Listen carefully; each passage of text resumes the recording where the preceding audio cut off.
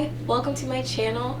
It's 31 days of Halloween over here, and this October is jam-packed with spoopy art, long-awaited anime releases, and awesome cosplay challenges. So while you scour the internet for that last piece to finish off your costume, why not join me as I look back on some of my favorite horror anime to watch? Since you're gonna be inside anyways, you might as well check out shows based off the opinions of a total stranger. What else do you want to do? That being said, let's get started with the list. Come on, relax. Join the school living club.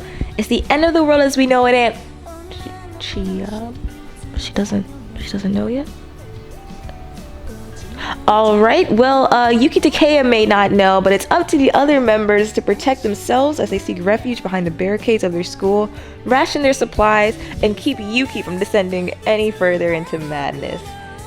All the while in the middle of a massive zombie outbreak. 12-episode, one-season series created by Norimitsu Kaiho and an animation studio of Aruke, which, if you're not familiar with that studio, I really wasn't. They actually have made probably a couple of y'all's favorites, such as Danganronpa the animation, Monster Musume, and Assassination Class. Really, the biggest thing that was interesting to me besides the general action and the surviving tactics was Yuki's psyche and whether or not she is going to finally break through and come into reality. Much like, are we gonna accept the reality of our current situation? I watched it initially on Kiss Anime. This one is dedicated to my home. But you were also able to access School Live legally on VRV or Crunchyroll. Okay, let's say School Live wasn't your thing. Perhaps a little too drawn out. You need action, you need it now. You need something that maybe perhaps a little bit you're more familiar with. Perhaps you're familiar with a certain creator by the name of Junji Ito. Well, Junji Ito is the creator of a lot of popular series such as Uzumaki, such as the Tomie series, and currently he has his Junji Ito collection even on Crunchyroll right now. However, what I am going to suggest to you is Gyo, Tokyo Fish Attack. Yeah, you heard right. Nothing spoopier this season than being sentenced to sleeping with the fishes. In Gyo, much like a lot of you out there, your graduation festivities might have been cut short due to a national infestation. Now, unlike a lot of you out there, for our heroes, it's due to a horde of death stench smell and flounder becoming cyborgs and terrorizing the local townspeople. We had walking fish outside. Would y'all still be trying to go outside right now?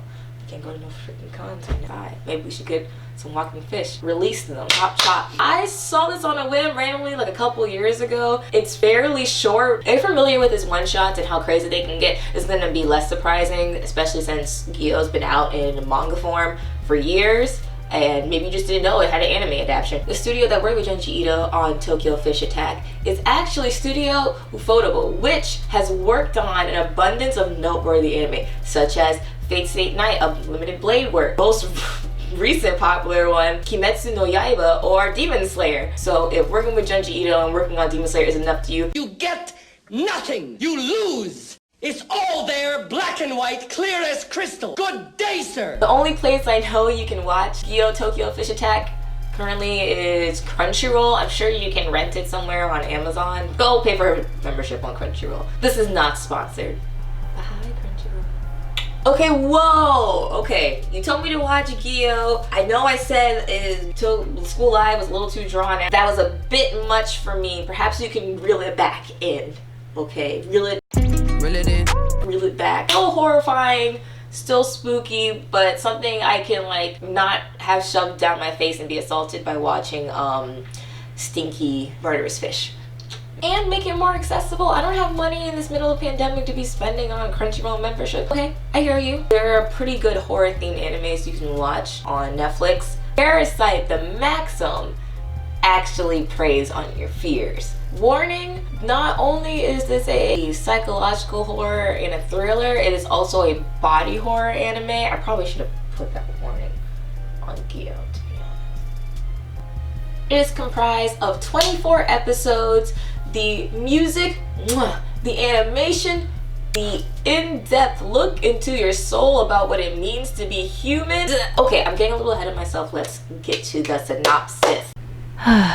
The sun is shining on our nerdy protagonist, Shinichi Izumi, and it's a lovely day for parasitic aliens to fall from the sky. And I would expect truly no less at this point. Brave hero is joined by a vile alien bent on preserving its existence by any means necessary. Who is also voiced by a character from this anime? And accidentally finds a home by taking his right arm. Hence, me. Unexpectedly, the pair both become targets and pose a threat to each other's species and their very own. They must fight alongside each other in the series to survive. Parasite was initially a only 10-volume manga made by Hitoshi Iwaki. I am butchering these names. The anime was done in an extremely popular studio called Madhouse, which is responsible for things like Death Note, Ninja Scroll the series, and Cardcaptor Sakura. You can fully watch Parasite the Maxim on Netflix and I believe Hulu. It used to be on Hulu. Alright, so you're warming up. A lot of things I've put on this list are blatant body horror, gory zombies and monster movies. You're looking for something a little more cerebral. Something that could possibly easily be adapted into an American film and be played by a certain actress. Well, you come to the right place. The perfect movie for you is the 1997 81-minute film Perfect Blue, played by the notorious Satoshi Kon, but actually based on Perfect Blue Complete Metamorphosis, written by Yoshikazu Takeuchi. A big warning on Perfect Blue: although it is a beautiful film, it does deal with things such as stalkers, sexual assault, and of course there's some violence in it, but that's been kind of an ongoing theme for this entire list. So but just be careful and be wary of that. This movie does a good job of really keeping you invested and engulfed in what is happening psychologically to the main character. So if you don't think that's something you really want to put yourself through, avoid it. It's hard enough suddenly changing your entire direction in life. After leaving her idle lifestyle to pursue acting, Mima is caught between an enraged stan, spine-chilling blogs, and the death of her colleagues? Oh, yeah, she doesn't even know who she is anymore. The often imitated but never duplicated masterpiece that is Perfect Blue is an unsettling psychological thriller that follows our heroine, Mima Kirigoe, and launches you into a perplexing murder mystery. Let's talk about Satoshi Kon for a minute and then we'll come back to Perfect Blue. Satoshi Kon is responsible for a lot of animation, directing, and screenwriting. He even worked on the original JoJo's Bizarre Adventure, worked on Akira, his more notable works, Paprika, one of my favorites, and perhaps another alternative to this Halloween list, Paranoia Agent. Back to Perfect Blue. The only drawback from watching Perfect Blue is that it's not very accessible. However, there is a new distributing company called G-Kids that is New York based, and they distribute a ton of Academy Award winning anime movies. So if you want to just go ahead and own it, and I think you should, go ahead, make a commitment, buy it on G-Kids, make a whole collection out of it. It'd be really cool. And finally, it's balls to the wall, gory, scary, just completely effed up. Higurashi no Naku no Koroni, or Higurashi When They Cry.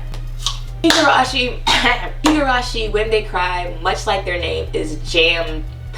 It is a series of 6 seasons, 61 episodes, and creates an ensemble of 6 murderous women. And I think that's, I mean, what more can you're asking for too much, right? Settle down. This Halloween, we're wrapping it up with going back to our roots, back to simpler times. It's the summer of '83, back in the little village of Hinamizawa, and we've got ourselves a brand new kid. Keiichi is making friends left and right, attending festivals. Something's not quite right. What do you mean you have like 50 cold cases in this town? There's only 20 people that live. The power of friendship and problem solving and a little time skipping and jumping. We're going to be able to solve the mystery here in Higurashi. Higurashi was actually initially a visual novel and part of a When They Cry series. It was written and created by someone who goes by the pen name of Ryukishi7. So you play out or watch one pathway for each season. The studio that worked on the original Higurashi was Studio Dean. Produced some other eligible contenders that could have been on this list, such as the Junji Ito collection, Hell Girl, perhaps the scariest of them yet, Junjo Dramatica, Part 3. Higurashi successfully draws you in with the tragedy, the cute girls, the bomb opening, oh my. And hopefully you stay to finish off the mystery. If you think it looks a little too old, looks a little too crunchy, don't worry, I got something for you too. Funimation is going to be streaming the new version. You can, however, watch the original Higurashi, I believe, on VRV, and I think on Hulu. They might have taken it down, but it used to be on Hulu.com. Be sure to watch it this Halloween season. Matter of fact, if you don't watch anything else on this, definitely watch, I would say, Higurashi. This was my list. If you have any other favorites, other horror anime you like to introduce to people, or just opinions on the ones that I listed, please feel free to comment, hit me up on my social media, on my Instagram, Twitter, and I hope you guys have a wonderful, safe Halloween this year. Thank you so much. I'll see y'all later. Bye-bye.